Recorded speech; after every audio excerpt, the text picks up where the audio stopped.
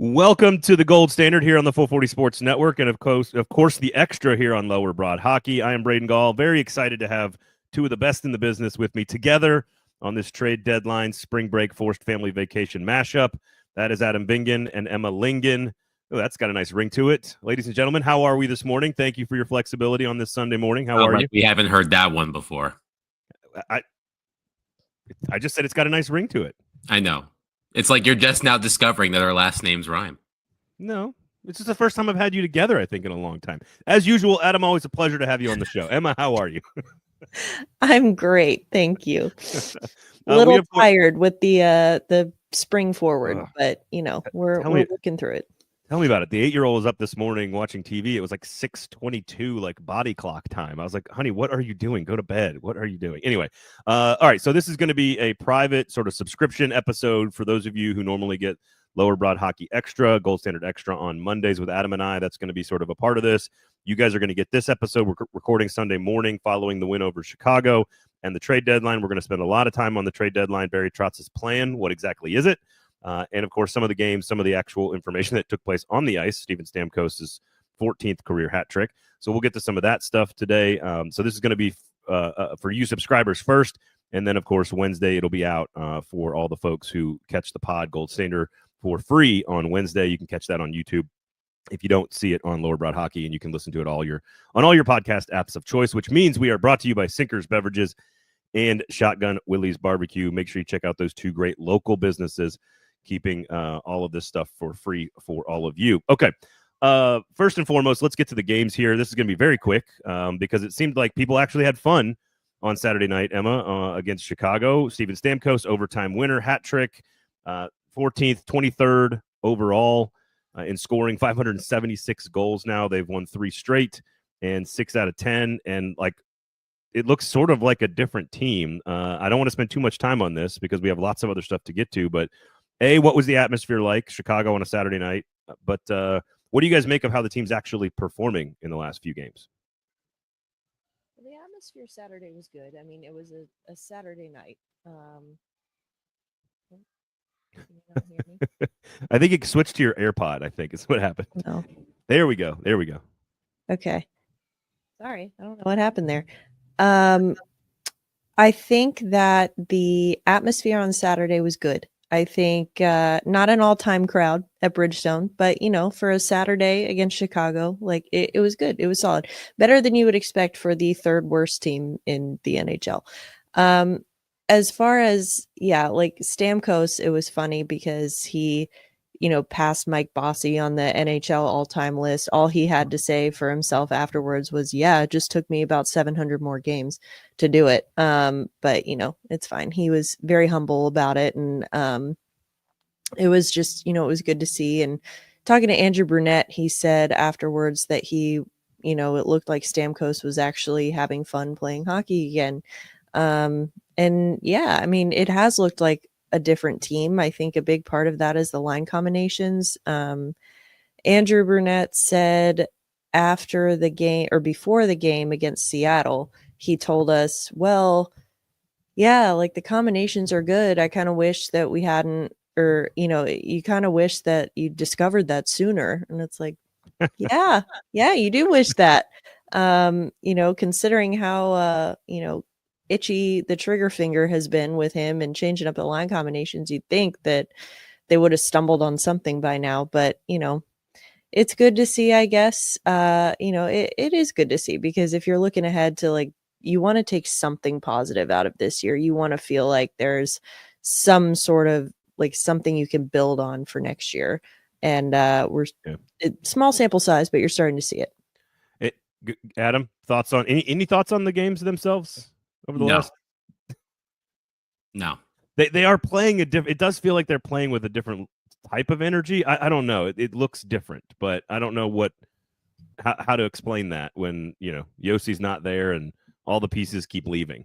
So there you go. All right. Adam's got an emergency at the house for 1 second. He'll be right back. So Emma, we'll get into the trades and everything else. This would be a good time to talk about Sinkers Beverages. We can do that. How about this? We'll do this. There we go.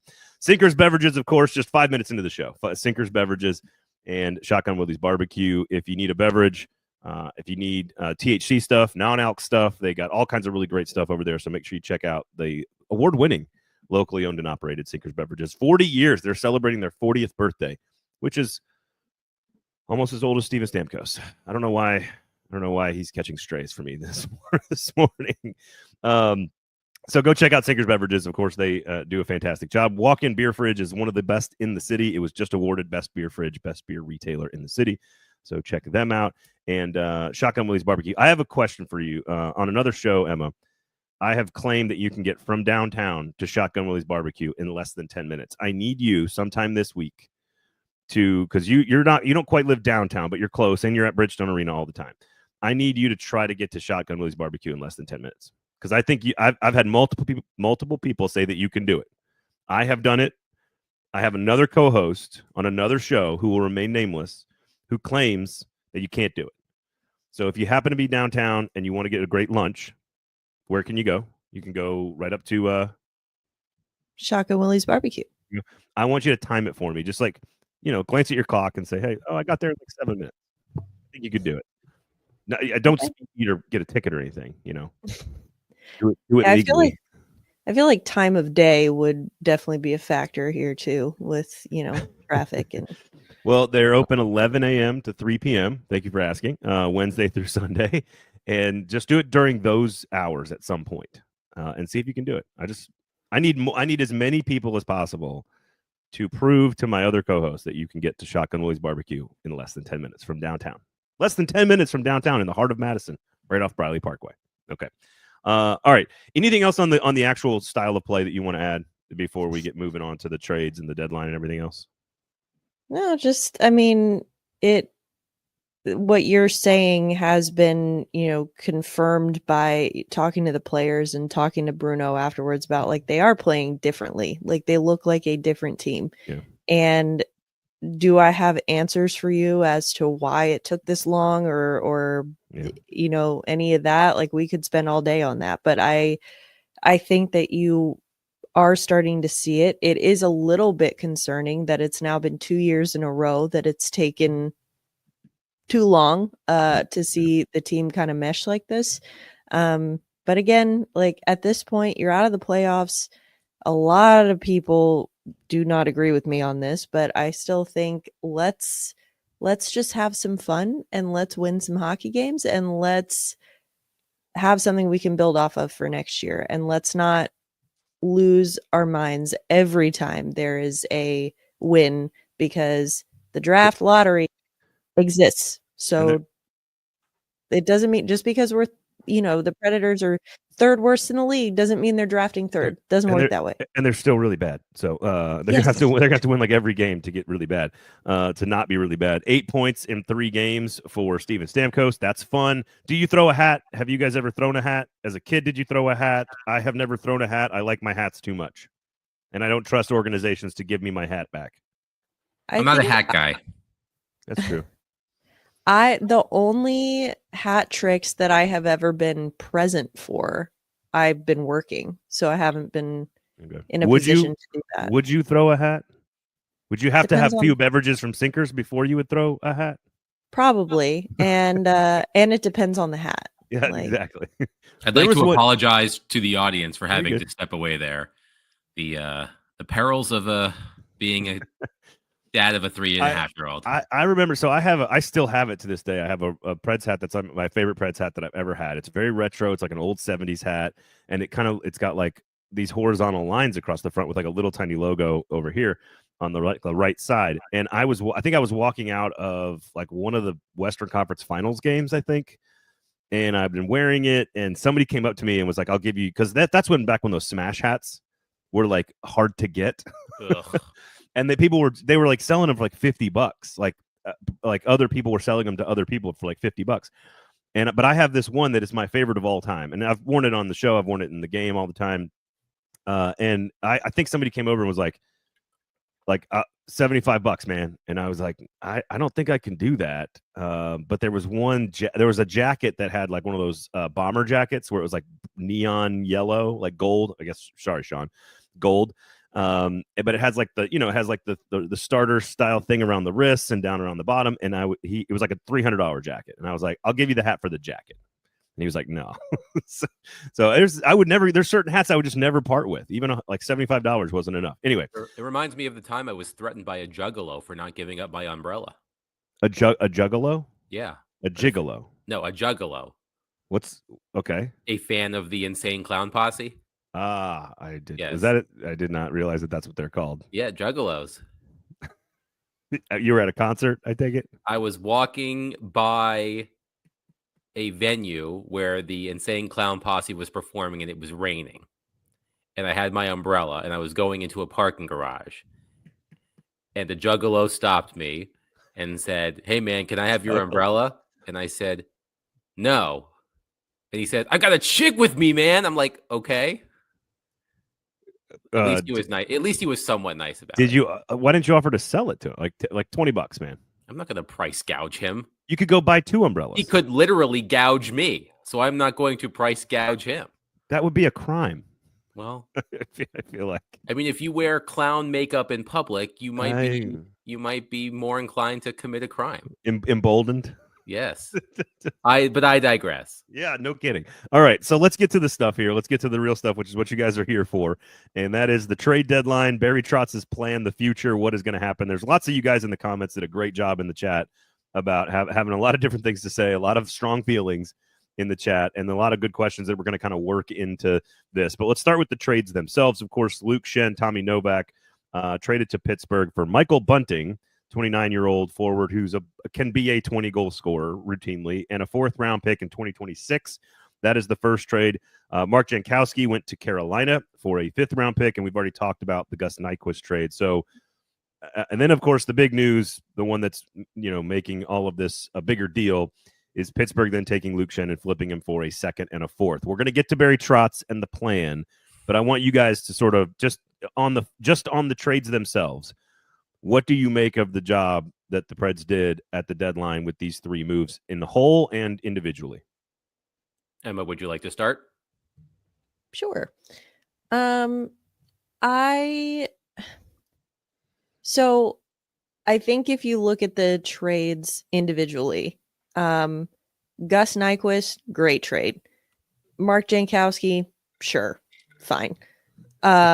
It's the Pittsburgh one that is hard to reconcile. I think not only, yes, of course, Luke Schenn getting flipped to Winnipeg made it look worse, I should say, made the optics worse for Barry Trotz and Nashville. But I mean, he did the thing at his press conference, Barry did, where he made it sound like, oh yeah, we've been going after Michael Bunting. We've been trying to get him. And it's like, okay, but you also said that about Justin Barron. And respectfully, no one is trying to get Justin Barron.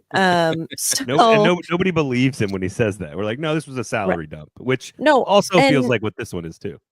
To be clear, I think Michael Bunting is going to be more valuable to this team than Justin Barron is, but the point remains. I think that it was very clear in his comments, to his comments on 102.5, his comments in the Tennessean, and then his comments at his press conference on Friday. He really wanted to get rid of Tommy Novak, and which is like, okay, but then why did you sign him to a 3-year extension last year when his trade value was higher? That's a little that's the one that's a little bit hard to kind of reconcile for me. Now I do think it's good. You get you get Bunting. It's not a huge chunk of your salary cap, and he's not, part of the long-term plan. You can flip him at the deadline next year and it'll be fine. But I just think that I don't know. It's the Pittsburgh one that's hard for me. Emma, you rarely are speechless. I like this is interesting. Adam? I echo a lot of what Emma said. I think I haven't listened to the entirety of Barry Trotz's news conference that he did at the arena, but of course I did listen to Barry Trotz's interview with Jared Stillman on our station. And the first word that came to mind was defensive. I thought Barry Trotz sounded quite defensive during that interview with Jared. I think he knew that he was being criticized, specifically for the Pittsburgh transaction and the fact that Luke Schenn went from Pittsburgh to Winnipeg for a second-round pick and a fourth-round pick. And when that trade broke, we were on the air, and I said to Willie Donnick, well, they had to have retained salary, right, to get a second and a fourth. And then the Penguins didn't retain salary. And I just thought that was a tough look for Trotz. And Trotz has said, and I can't recall exactly where he said it, that he valued Michael Bunting like a second-round pick. So at the same time, yes, it doesn't look great that Luke Schenn went for a second and a fourth from Pittsburgh to Winnipeg, but the Predators like Michael Bunting enough that they would have had to pay a second-round pick to get him, which I, quite frankly, don't believe. Michael Bunting is a fine player. He's fine. He did well in Toronto as Austin Matthews' running mate on the Maple Leafs top line. But since leaving Toronto, he's just been okay. He played a lot in Pittsburgh this season with Evgeny Malkin, so he can complement a star center. But yeah, I feel like I think that Barry Trotz overvalues certain players. I think Emma made the right point when she talked about Justin Barron. I'm sorry, but if you value Justin Barron the way that Barry Trotz seemingly values Justin Barron, I have to question how you value players. I have friends. Don't you think this is all spin though? What is? Like, I don't think he values Justin Barron. I think he just wanted to get rid of Carrier. Does that make sense? Well, my Canadians fan friends, that sounds right. They all love Alex Carrier and said, thank Barry Trotz for Alex Carrier for us. Like, he's been doing quite well up there. I know. So there, yeah, I think the Luke Schenn transaction on Friday from Pittsburgh to Winnipeg was a tough look for Barry Trotz. Yep. You're right. He's trying to spin it, but and I think he knew going into the interview on 102.5 that he was, again, taking it on the chin. Yeah. And he was prepared to battle out of that corner. And I like, for as good as Barry Trotz has been with reporters and all of that, I did not think his interview on our station was his finest moment. So, I will echo that too. In the press conference on Friday, all of us who were there after the fact, we kind of looked at each other and we're like, did he seem a little off? And I think that Adam, defensive is a very good word for it. He seemed a little prickly. Like, for those of us who are used to talking with him, he seemed like he came in very much on the defensive and was, again, the press conference was when he said the whole Michael Bunting is worth a second round pick thing. But the way he said it, it took me a minute. I was like, wait, what? He was talking about, like, yeah, you trade Luke Schenn, we get Michael Bunting, and then Luke Schenn gets flipped for a second round pick. But if we were to trade Michael Bunting, then it's the same trade. And I was like, what? Like, it took me a minute. But I think that, yeah, you could tell he was feeling the heat on that one, and it showed. It's all this. I don't think he's necessarily wrong. It's all the same trade. Like, if they flip Michael Bunting next year for a second round pick, then it is technically the same trade, except for the $10 million player you had to add to the pot that you get almost a year to the day. March 4th of last year, they gave Tommy Novak the contract, 3 years, $10.5 million. And another thing I will say too about Bunting, I'm seeing, what Barry Trotz was saying in terms of why he values the player, whether it's spin or not. He was talking about that sort of sandpaper element that he brings to the game, and he's that kind of identity that he is He's hard to play against. And to that, understandably, I saw a lot of people saying, well, so he's basically Kiefer Sherwood, but more expensive. And it's like, well, yes, but he also, like, Kiefer Sherwood is not a habitual 20 goal scorer. So it's like, I'll give him a little bit of credit there that Michael Bunting has more offensive upside than Kiefer Sherwood did. But yeah, it's like you could tell that they were missing kind of that element. Whether that leads to Barry overvaluing these players, we'll see. But that's how I took it. Is this team better with Michael Bunting healthy in the top 6 than Tommy Novak? The answer might be yes. In fact, I think he is a better player than Tommy Novak. But again, then why did you, Mr. Trotz, give him a $10.5 million contract basically a year ago? That was the headline of that trade to me. I agree. I acknowledge and commend Barry Trotz for acknowledging that he made a mistake by signing Tommy Novak. I commend him for that. However, it does not change the fact that a year ago, Barry Trotz valued Tommy Novak in such a way to give him that contract. Yeah. And when you look at this season as a whole, look, we've gone over it at length, all of the things that have gone wrong. The Predators' decision to trust Tommy Novak to start this season as the team's second line center was a gross miscalculation. and look, who else, I had this argument with Willie Donick off the air the other day. And Willie, bless his heart, is big on, well, who would they have signed? Would you rather have them signed Chandler Stevenson?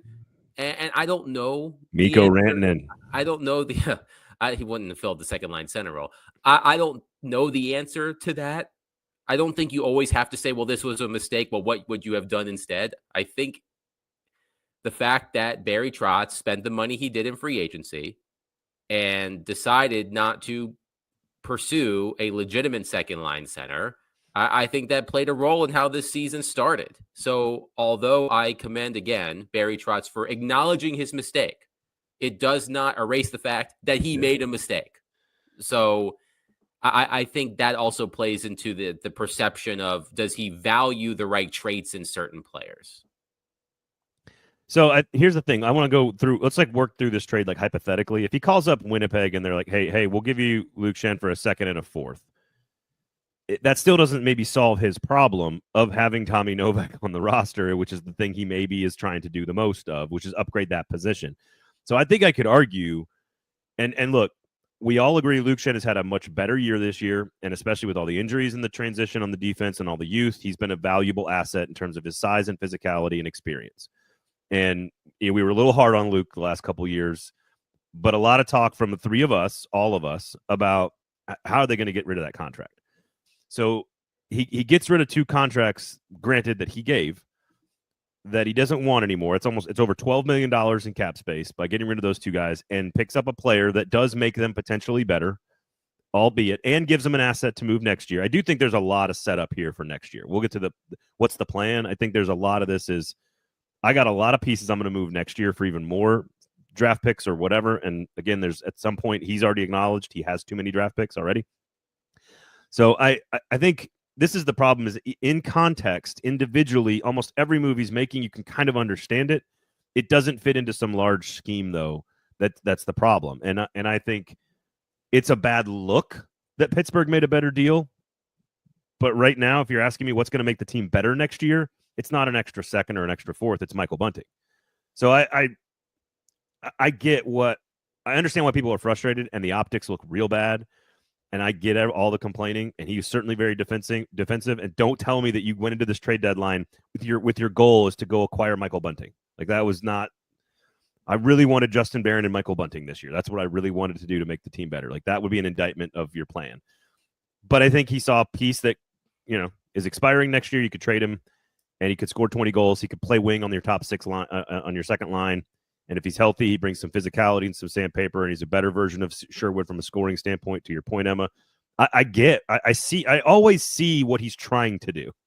I always get what he's trying to do in each individual moment. except for maybe the Fabro and the Carrier. Those two are still wild. It is wild to look at this team's opening night lineup and see how many players from that lineup have been subtracted. There are 8 players who started on opening night against Dallas that are no longer on this team. Nyquist, Novak, Tomasino, Jankowski, Fabro, Carrier, Schenn, and Wedgwood. Like, that has to be some sort of record. Well, go look at Game 6 of the Stanley Cup playoffs. Game 6, Carrier, Fabro, Schenn, McDonough, traded or cut. Novak, Nyquist, traded. Sherwood let go. Beauvillier let go. Zucker let go. Jankowski traded. Parsonen traded. Lankinen and Tomasino were all a part of the roster at that point, too. It's totally turned over. Had a point to make there. Well, you reminded me, Adam, that Barry brought this up at his press conference. He said, I think the number he said was 10. So he might have been including like the McDonough trade from over the summer. I don't know. But like, anyway, he said that 10 players that we started the year with, like we've subtracted 10, but we've like roster players, but we've only added 3. And so I think his point in saying that was like, we have left ourselves, and he's not wrong. We've given ourselves a lot of flexibility here where we can, we haven't replaced all 10 of these guys. We have, basically, I mean, he didn't say it this way, but basically I took it as, so obviously we're punting on this year, but now we've given ourselves a little bit more wiggle room, because that was the concern last year, right? When he went out and spent $100 million, it was like, okay, well, now you have no cap space. So what are you going to do? Now he's given, to his credit, and going back to the Barron Carrier trade, to me, like, are the optics great? No, of course not. Carrier is far and away the better player, but I think that the Barron trade gives you cap space. That's what I took from it. And that's kind of, it seems like all the moves that he's making have been to get the cap space and the flexibility to make more moves. Now, again, in the immediate term, the optics aren't great, but it now depends on what he does with that space to go. And then I think is when, I mean, I understand the frustrations, people wanting to judge and grade these trades immediately after they happen. And it's like, well, look, there's, who's the short-term winner, who's the long-term winner. Sometimes those are both the same team, but sometimes they're not. And so I think that you have to look at it that way. And so he, like even with Fabro, I'm not defending the Fabro move. I still did not care for that one, but I think that like, at the end of the day, you're getting $2.5 million in cap space. Like, it's something, like that's what you get out of this. And so now you have the flexibility, and that's all well and good, but now you need to go use it and use it well. So let's wrap up sort of the defensiveness here, because Kevin says, this is Kevin in the chat, basically says, this is an analysis of the interview, and I want to hear what you guys have to say.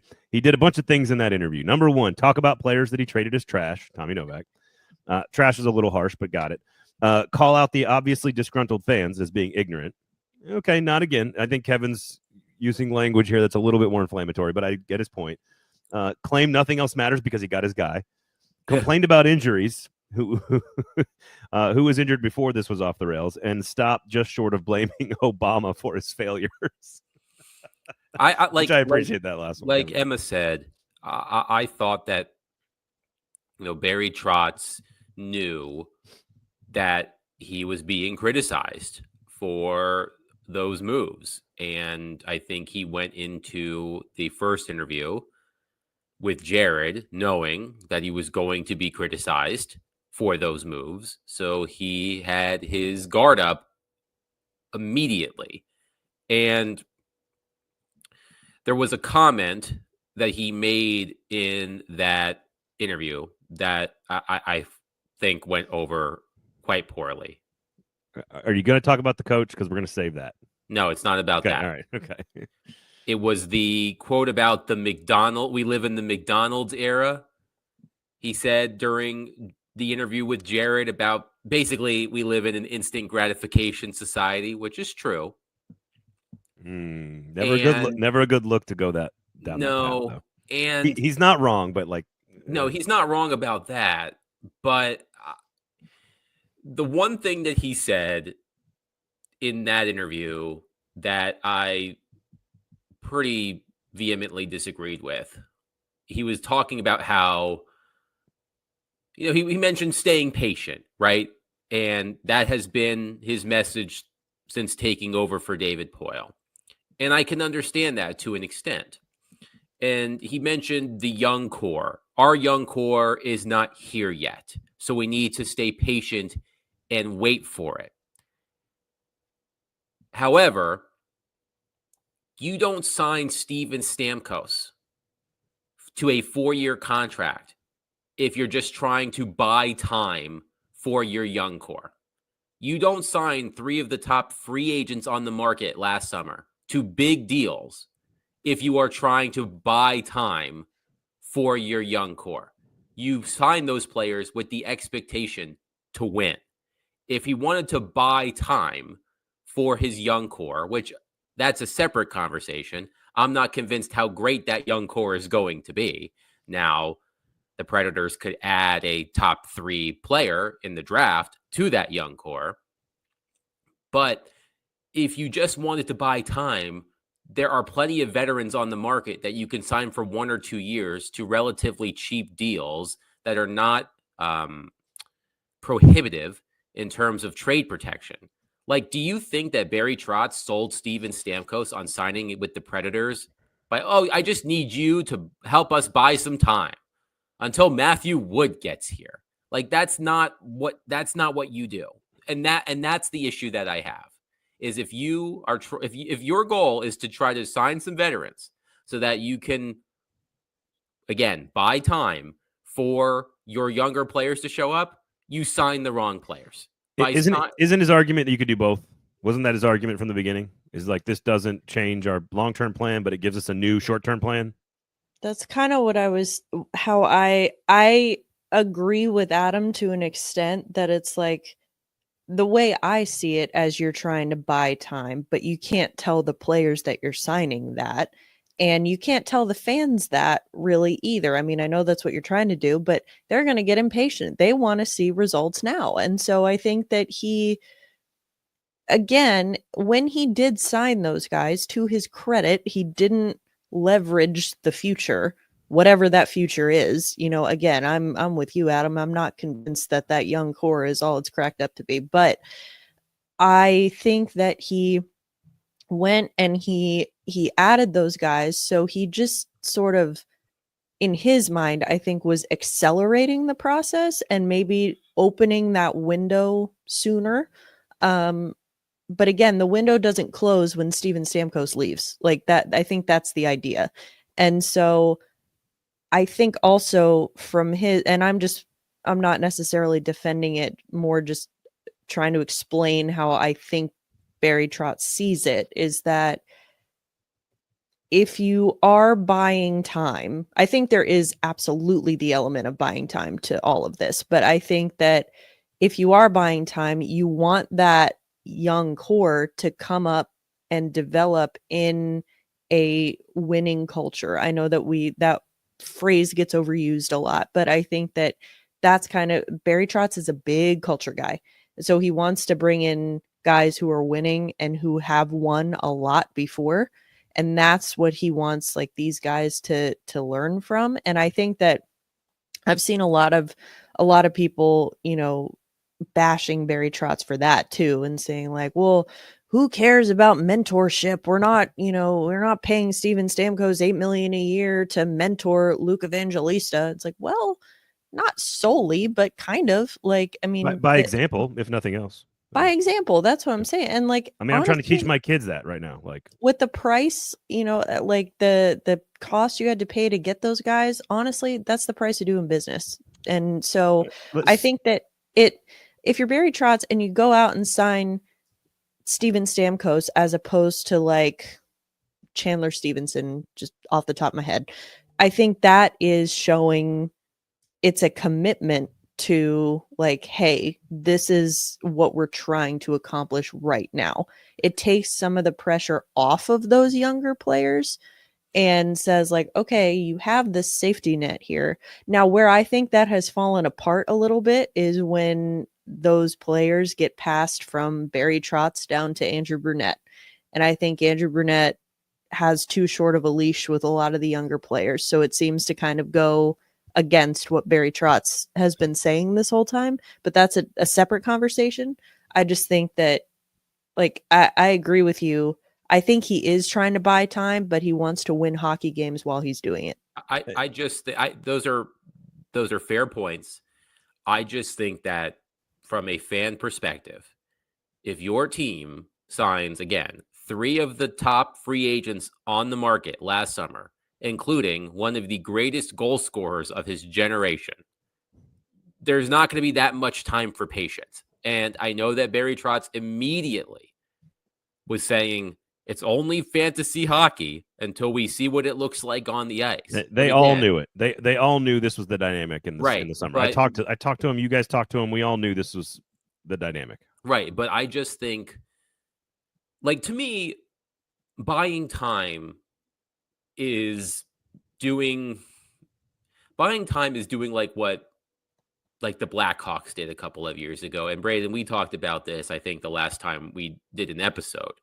Like, when the Predators signed Ryan O'Reilly and Gus Nyquist and Luke Schenn, my immediate response was, isn't this counterintuitive? Like, aren't they trying to like take a step back by signing these guys? You're leaving yourself, open to potentially overachieving and therefore screwing things up if you're looking to really take a step back. To me, buying time is signing Nick Foligno to a 2-year deal and flipping him, signing Corey Perry to a 1 or 2 year deal and flipping him. Like, I think that trading for Michael Bunting to a 1 year deal and then flipping him. I just think that. Well, so I want this. We are now into the what is the plan portion of the conversation here. Yes, and I want to ask you guys both, because you're down this path now, and I think what's good about this is my honest question. I think that sometimes I lose sight of, and I think fans lose sight of this as well sometimes, and that is how of that future plan that you're talking about, which is the next wave, buy time for whatever that is. It's better today than it was 6 months ago. It's better today than it was a year ago. There are more draft picks, more prospects, guys with more experience now that have come up through the system. I think one of the telling things that Trotz said in that interview is that Svechkov isn't ready yet in his mind, and that he's playing where he's not supposed to be. And I'm like, well, okay, that's both good and bad, right? He's gaining experience, but maybe he's in over his head. I think it's good for him because I think he's talented enough to be pretty good. So if we're saying what is the future plan, forget about the present, right, for the second. What is the future plan? Well, you now have Sissons, McCarron, Lozon, Barron, Smith, all on 1 year, all expiring deals next year, all of whom could be traded, Bunting as well. You've got, I don't know, a gazillion draft picks in the next 2 drafts, all of them fairly high draft picks in the first 3 rounds. You've added a couple of prospects. I know you had to trade Scaroff to get one of those prospects. You've added a full draft class of prospects. Like, isn't the plan for the future separate from the current team? Isn't it in better shape today than it was 6 months ago, 8 months ago, 12 months ago? In theory? It's tough to say. Like, to me, it feels incomplete. It feels incomplete. We'll have a better sense of it post free agency, post draft. Seeing what the Predators do with their 3 first-round draft picks. Do they use them all? Do they trade one for immediate help?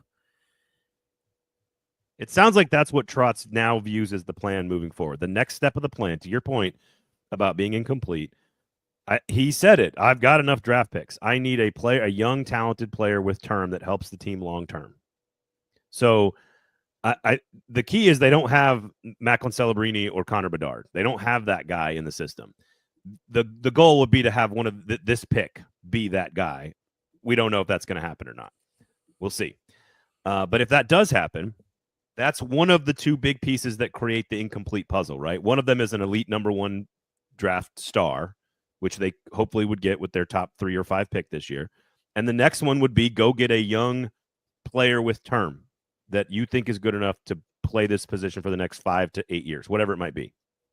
It's the only reason I even jokingly bring up Mikko Rantanen, because the Predators have never had a player like that in the history of their organization. And 12 million a year, that's the going rate for a player of that caliber. I thought it was a pretty good deal for the Stars, frankly. They had to give up a lot of picks to go get him, and I don't know if I'd be willing to give up 2 firsts and a third and a prospect or whatever to go get him, to negotiate with him. But that's a player. You have all this cap space now, like that. They need an elite prospect and a big time star player now, and that's the incomplete part of the plan that you're talking about. Right, and it needs to be somebody younger. You look at free agency. I believe one of the questions on the chat is, who are some of the high-profile unrestricted free agents this summer? The number one player on the list is Mitch Marner. And I'm not convinced he's leaving Toronto, although there was a report that apparently the Hurricanes proposed a Rantanen for Marner trade, and Marner nixed it using his no movement clause. I like watching Emma's face anytime anyone uses the name Mitch Marner.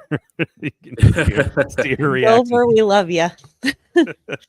Guess who the second highest scoring available free agent is this offseason? None other than Matt Duchene. Oh my God! Get the band back together. So Nikolai Ehlers, John Tavares, Mikhail Granlund. Like there's not a free agent you're going to go sign. No, that's going to be this piece. Get younger. They need to find.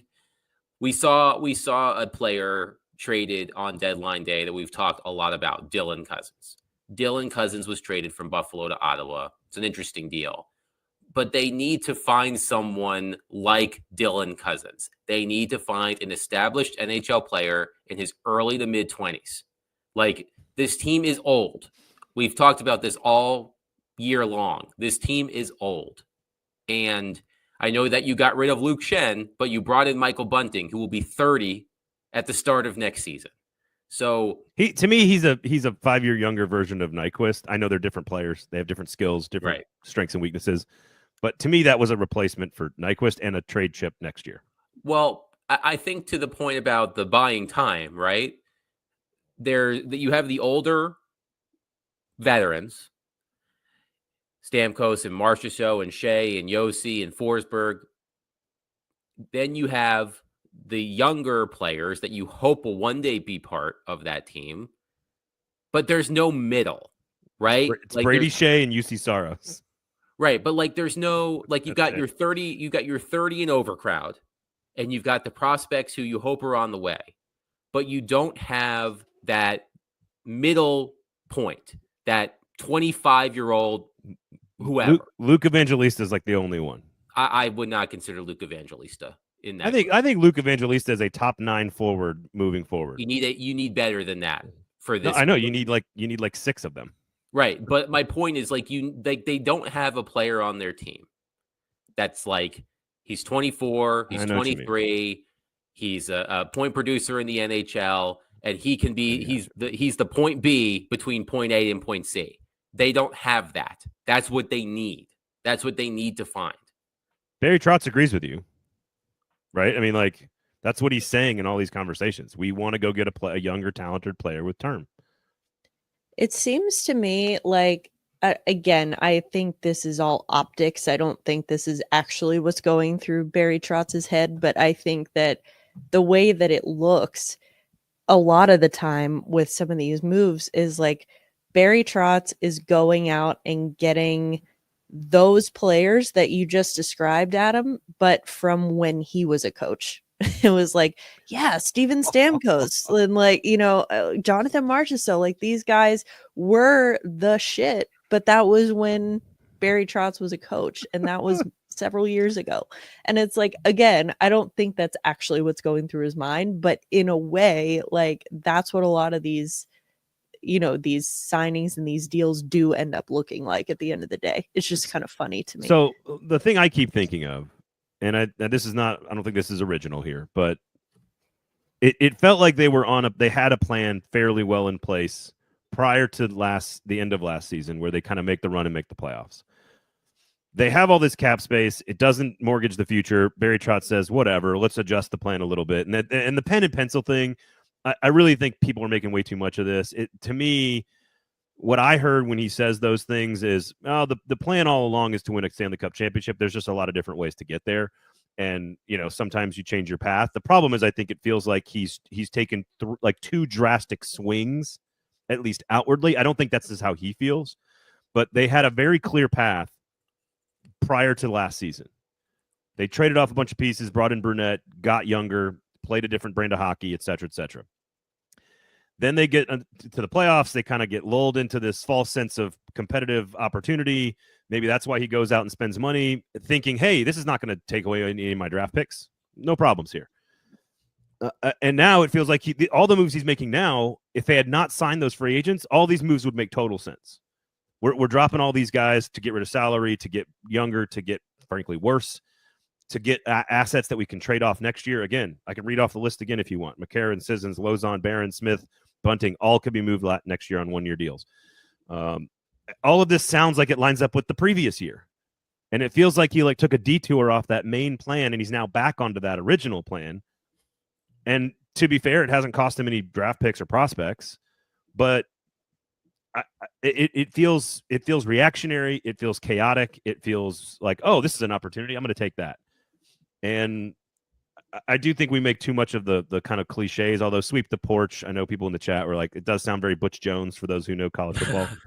5-star Hearts, champions of life kind of stuff. But as an old man who was sweeping his porch yesterday, I don't have a problem with that phrase. So I think we take him a little too literally. There is some good stuff in that conversation, right? He's very high on Schaefer and Molendyk, Wood, Edstrom, mentioned all of them by name. But again, it's like, I'm going to sign Fabro and then cut him. I'm going to sign Carrier and then I'm going to trade him. I'm going to sign Novak and then I'm going to trade him. I'm going to sign Wedgwood and then I'm going to trade him. And some of that's opportunistic and some of that feels chaotic. And I think we're right back to the same point of what's the plan here? And it does feel like we're back to the plan from a year and a half ago with a long detour that costs $100 million. I just look at I think we've done a good job here of dissecting all of the different branches of this plan. I just don't see a clear path, whether it's written in pencil, colored pencil, dry erase marker. Dude, markers are the devil's instrument. I'm just telling you, as a father of two kids. How it's drawn. Oh, I hate markers. Either way, to me, I see a team where the plan sounds good, but I don't know how it gets executed. I'm not it sounds good in theory. In theory, communism works. In theory, I see I see a plan, but I'm not sure exactly how they get to their utopian society. Right. I'm not sure. It's where we all share second line centermen together.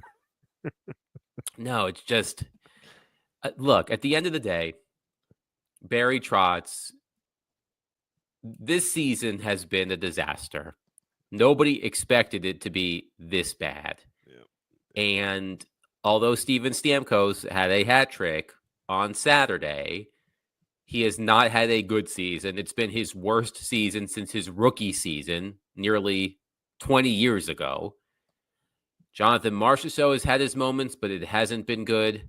Overall, Brady Shea has struggled mightily this season. UC Saros has had an uncharacteristically bad season right before an 8-year contract.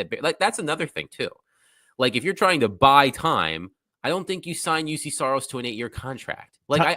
I hear. I don't disagree. I don't agree with that. I think you can ride Saros as part of all phases of the plan. To your point though, Tommy Novak 5th on the team in scoring goals and 7th on the team in points, and no one in the league wanted him, and you had to dump him. That's where we're at on this. That's how bad the year has been. You're looking at your 5th highest scoring player and going, I got to get rid of this guy. Emma, if you had to define the plan succinctly, how would you describe it, or how would you articulate it currently, or at least his journey on this path, however you would describe that? Well, I go back to, I think the ultimate goal is to win a Stanley Cup with this quote unquote, like the young core, whoever that is. But you want to you don't want to completely tear it down in the meantime. You're trying to be competitive and win games in the meantime while you do that. And again, in theory, it makes sense. And I think that I don't know. It's having cake and eating it too. Oh, we're back to that again. That's what it is. I mean, I didn't hear him. I didn't hear him say competitive rebuild, unless I missed it. Adam, did he say that? Emma didn't hear it either. Did I miss that? Because one of the guys in the chat said he repeatedly said it, and that was a David Poile thing. And I would assume that there are like 7 words you're never allowed to say if you're the Predators general manager, and it's like all the cuss words and competitive rebuild. Like you have to be trained to not say that phrase. I don't recall when he said that. If he said that, I'm not saying he didn't. I just don't remember. I don't think he explicitly said that, but I think a lot of the comments implied that. Yeah. And all of his actions say, look, I'm trying to sign a Hall of Famer who can score goals and sell tickets while rebuilding. He did the competitive rebuild thing.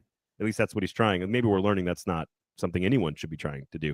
I do want to talk Brunette, because I do think there was a line in there about Brunette.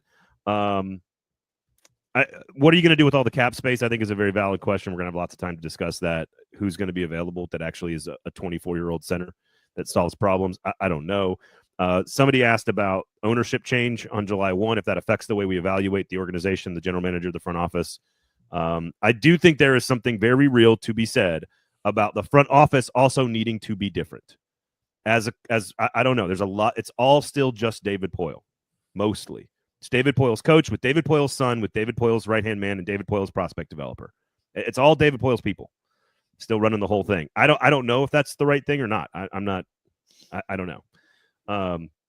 Anything else you want to touch on until we get to talk about Brunette and that one little sentence that people are also reading a lot into? Okay.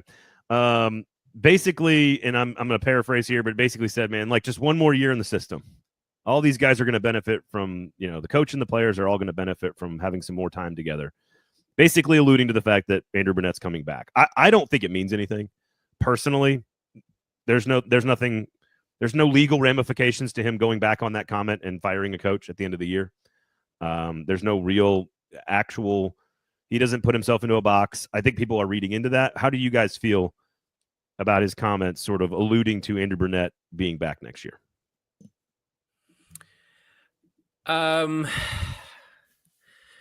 I think that if this season ends up being, you've been keeping track of this, Braden. Is it still on track to be the worst season in franchise history? No. They had like 40 something losses a couple of different times in their first. I mean, prior to I count the expansion era as prior to making the playoffs for the first year. Okay. So that would be their first 5 seasons where they lost 47 games in year 1. They're not going to get to 47, I don't think. But it'll be the worst season since maybe the expansion era. Okay. So if you have one of the worst seasons in franchise history, after you spent a boatload of money on 3 of the top free agents on the market, you start the season 0-5 and you never recover. Like, there really has never been a point this season. The Predators have had a couple of runs. I remember right before the 4 Nations break, they were playing well, and then they came back and they sucked again.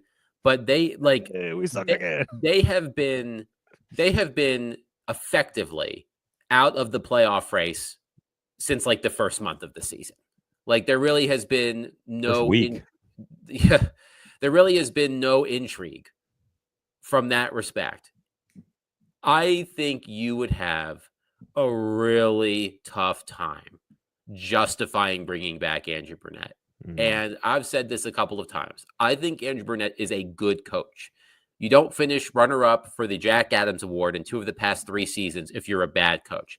I do not believe he is the right coach for this group. I think that's a difference. I think he is a good coach. He is not the right coach. And some of you may wonder, well, who is the right coach? Right now, I don't know the answer to that. But as a Stillman-esque as this sounds, I do think that there needs to be somebody who pays the price for how bad this season went. Like, I don't think that you can bring back this team, this coach after this season and justify it. So I know that Barry Trotz loves Andrew Burnett. He has defended Andrew Burnett from all of his critics all season long. And I respect him for sticking by his guy. But I think the word of this podcast has been optics. I think it would be a really tough look not to make some sort of significant change to show that this season was unacceptable.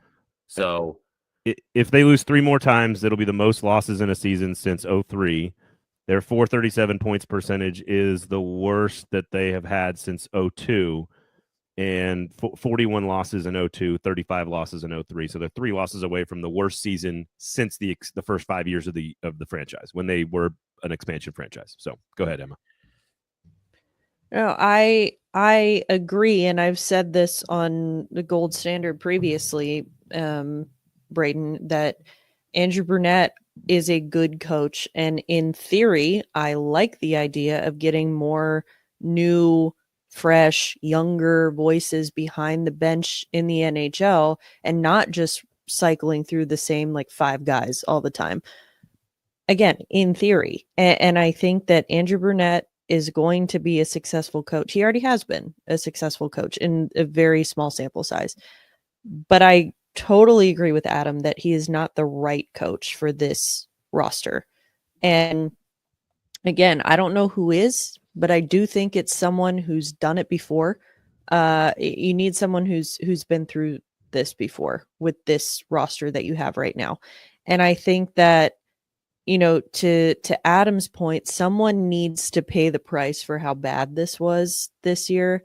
And I don't think the people paying the price are Tommy Novak and Luke Schenn. Like, they are not the reason. I was going to say it's Tommy Novak, and he's going to end up winning more games now. Like, Tommy Novak is not the reason that this team was this bad. Here's another, this is hitting me now as you guys are doing this. This is also terrifying to me if I'm thinking about changing from future to present plans back and forth. And that is, if they make a move on Burnett and go get somebody more experienced a little bit, to y'all's point, that can handle the veteran roster, what happens in 2.5 years when it's back to being a bunch of young kids that need a different type of coach again? And then we're playing the pendulum swinging back and forth on that guy as well. So it's almost like they should have it's almost like they shouldn't have signed $100 million worth of 34-year-olds this summer and just stuck with a bunch of young, terrible players. The one question, and this developed them. And this is, you know, I like to play this game, and I know it's a dangerous game. I wonder what would have happened if the Predators did not exceed expectations last season. If the I looked this up, the Predators had like the 7th or 8th worst odds to win the Stanley Cup entering last season. And the teams ahead of them were all of the teams you expect, like San Jose and Chicago and Columbus and the teams that are clearly rebuilding. I believe they exceeded their over-under point total by 12. I think it was set at 87.5, and they had 99. So what if the Predators lived up to those expectations last season? What if they were an 87-point team? They'd be doing all the same stuff. What if you think so? No. I mean, they'd be doing the stuff they're doing now. They would not have done the stuff they did in the summer. Right. And I'm wondering, because we used to talk about this with David Poile. It's like sometimes I felt like David Poile would take a little bit of success and then say, "Oh, we're ready." Like, and I'm wondering if that was Barry Trotz. I'm wondering if Barry Trotz was fooled by what we saw last season and took a calculated risk. And again, he talks about taking swings, and I like that he is a general manager that takes risks.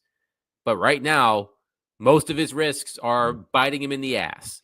And I sometimes wonder, was making the playoffs last season, was that a bad thing? I mean, again, it's a dangerous game to play, but I have wondered that. Instead of cohesion, it feels like chaos. All the moves feel independent of each other. is how it feels. It doesn't feel like, and that's why people are like, what's the plan?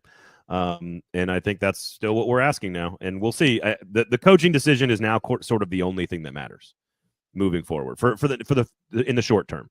They've got to do something with the cap space. They got to do something. And George, we didn't answer your question. We'll get to that as the season goes on. We got draft picks coming. There's lots of decisions, but the thing that matters now is what is the strategy around the coaching staff. That's the only thing that kind of matters now moving forward. So you didn't go get a Dylan Cousins type player. You didn't go get an elite top flight $12 million star. You added a bunch of cap space and players that you can trade and a bunch of draft picks. What are you going to do with all that? We'll see.